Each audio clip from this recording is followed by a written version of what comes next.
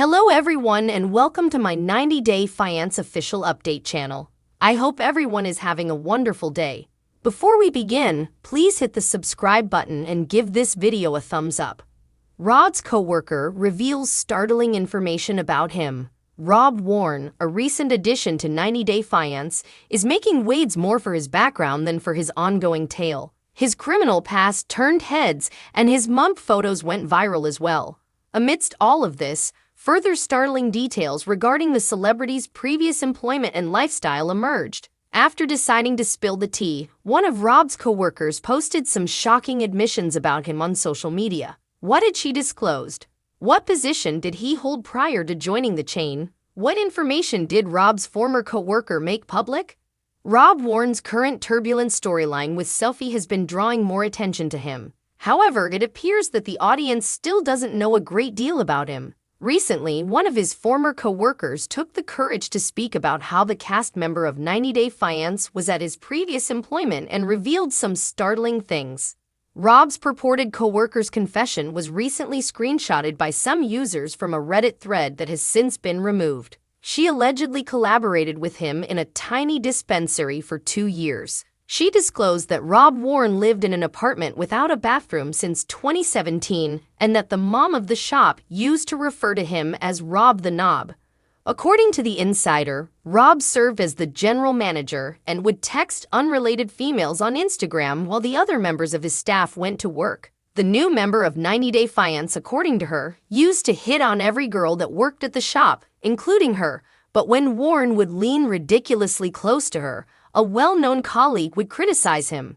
Because Rob was a stinky-ass person, his co-worker used to ask him, did you brush your teeth today?" According to a Reddit thread. Furthermore, the insider believed that the owner, a woman who thought he was cute and might even be interested in having an affair with him, was the only reason he was employed.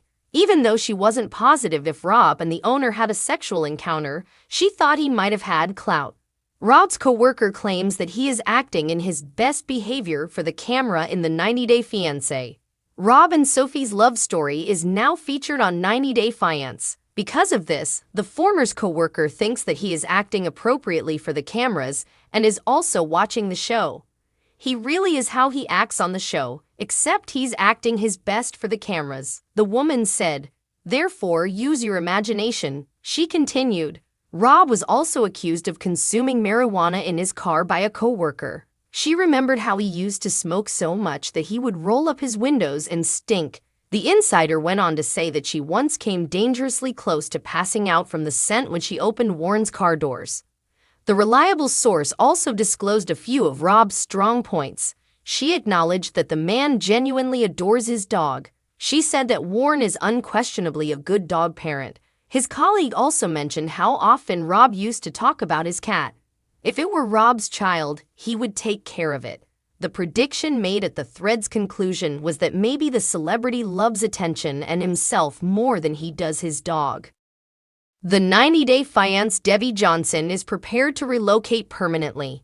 Debbie Johnson, star of 90-Day Fiance, is prepared to commit to someone long-term out of pure love. On The Single Life, viewers saw her meet her soul partner. She is now aiming for eternity, but she is reaching out to followers because she needs some assistance. What assistance does she require?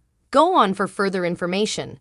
90-Day partner Johnson, Debbie prepared to move permanently. Colt Johnson, Debbie Johnson's son, introduced her to the 90-Day Fiance audience for the first time. He chose to marry Larissa Lima because he was in love with her.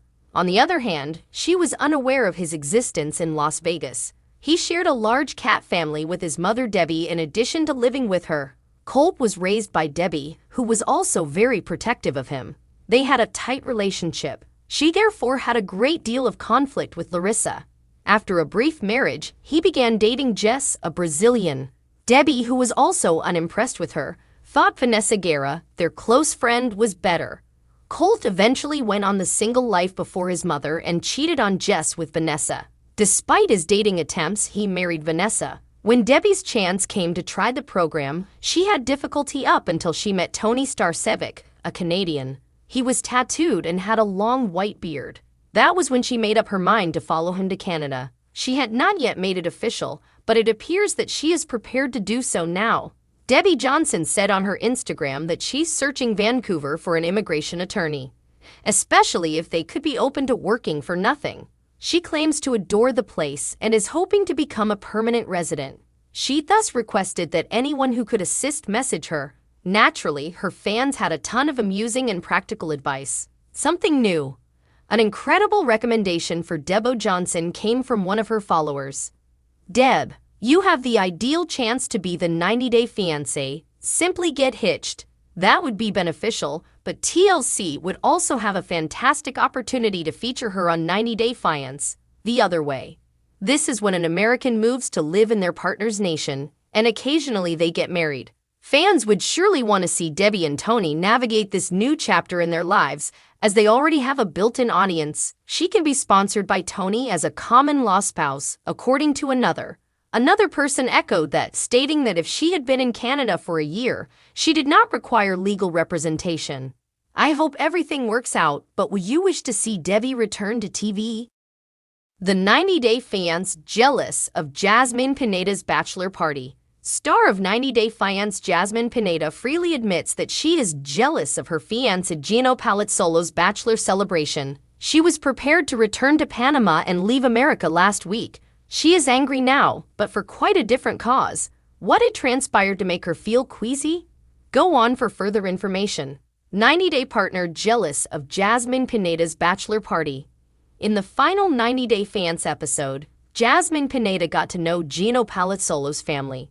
They left her feeling like they had treated her quite harshly. Jasmine slipped her phone between the seats in the car while they were driving. She was certain that the lip gloss she discovered when she went to get it was not hers. She accused Gino of cheating on her right away, even though he denied it. He mentioned that she could have been even more irate if it had been one of his co-workers who had been in his car earlier. Jasmine sobbed and said she wanted to return to Panama after she insisted he let her leave. In a preview for this Sunday's show, Jasmine is shown to be even more distraught at a new finding. She finds out, per ET, that Gino had a bachelor party, something she was unaware of. Given that she had an event in Panama prior to her departure, this really shouldn't be a problem. But the thing that really gets her is that he had a stripper. It is only when Michelle, Gino's sister, suggests they have a girls' night out that she finds out. Michelle believes that since Gino and Jasmine are together all the time, especially since he quit his job, this would be an excellent idea. After he had a bachelor party, she tells Jasmine that they should go out and have some fun. It seems that Jasmine Pineda was intended to be the one to arrange it for him. Therefore, it was not supposed to happen until she arrived in the United States, and he'd had it at a strip club the day before she came to America. Here I am, blaming everything on myself, feeling bad for being upset with Gino, and admitting that maybe I was overly jealous. After discovering all these things from his ex-girlfriends, I now trust issues. However, I should have followed my gut since it was correct. How does that affect them? Apparently, Jasmine Pineda did not return to Panama and the 90-Day Fiance couple remained together. But how does knowing this impact Gino and Jasmine? While she is with Michelle, she keeps her composure, but inside, Jasmine is exploding. It will be intriguing to see since at this point, all she wants to do is pull Gino's head off.